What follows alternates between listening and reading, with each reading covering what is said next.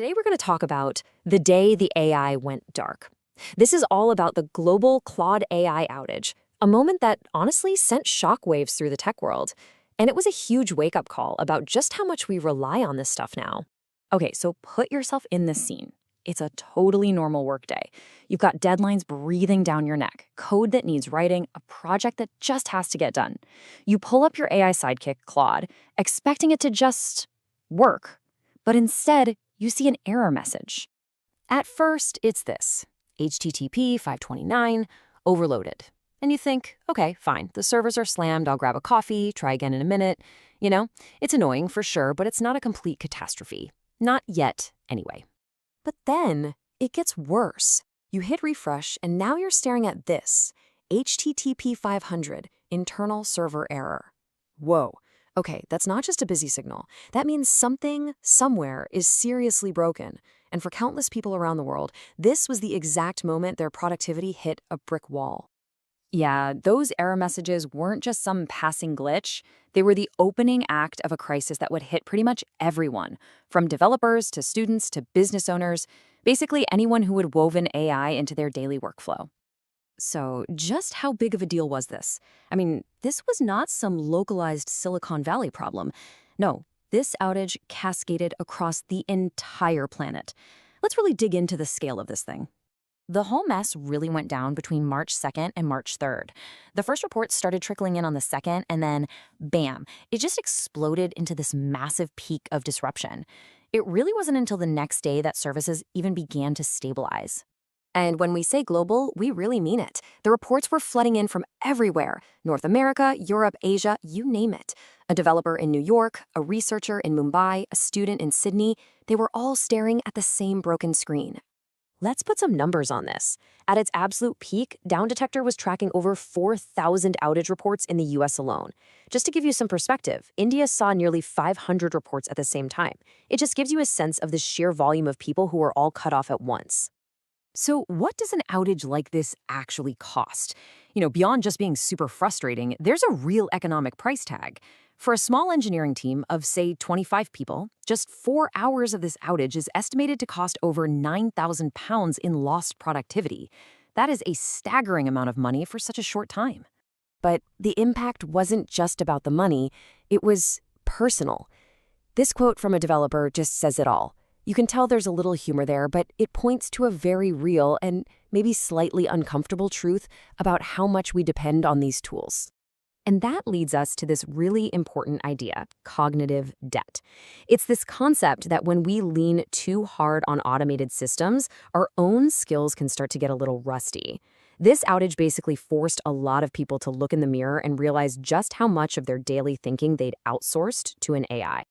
Okay, so we've seen the impact, but what actually happened under the hood? Let's dive into the nitty-gritty and do a technical teardown of what really broke. Well, it wasn't one single thing, but more of a perfect storm of 4 factors. It all kicked off with infrastructure overload. Some people call this a success tax. There were these unconfirmed rumors swirling around about a sudden surge of maybe 1.5 million new users. That overload led to back-end failures, which in turn triggered this cascading instability, like dominoes falling. And all that chaos uncovered a bunch of hidden software bugs. And if you dig into those back-end failures, you find something really interesting. The public web interface, what most of us use, crashed first. That's where we saw those 500 and 529 errors. But for a little while, the API, the thing other programs use to connect to Claude, was still kind of working. And that just created this massive confusion, especially for developers whose own apps suddenly stopped working right. This all leads to what engineers call the whack-a-mole problem. It's exactly what it sounds like. As soon as they'd fix one system, the pressure would just shift somewhere else, and another weakness would pop up. It's a classic sign of growing too fast, where all the little shortcuts you took during development, what they call technical debt, suddenly come back to bite you all at once. So how did Anthropic, the company that makes Claude, actually handle this full-blown crisis? Let's look at their official play-by-play as they tried to get things back online. So their first public statement kind of downplayed it, labeling the whole thing as elevated errors, which, is a bit of an understatement. But then the team got to work.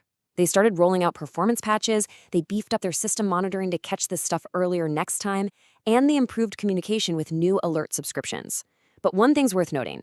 They never, ever officially confirmed those rumors about a huge surge in users. All right, so we've gone from the problem to the solution.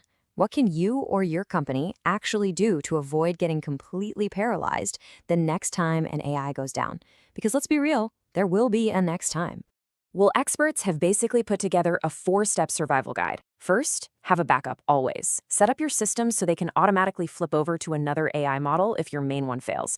Second, build your stuff on the APIs, which are way more robust, not the public web pages. Third, use real-time monitoring to spot trouble as it's happening, not after. And finally, get your data management in order so you can get back online way faster after any downtime. You know, this whole event is really the biggest takeaway. It kind of forces us to zoom all the way out and ask a much bigger, almost philosophical question about our relationship with this technology. Because here's the reality.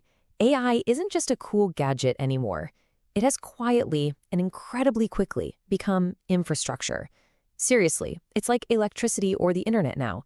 We don't even think about it when it's working, but the second it disappears, everything just stops. Which leaves us with one last big question. Was this just a technical outage? Or was it a warning shot? A little preview of a future where our dependency on AI makes us incredibly powerful, but also incredibly fragile. What do you think?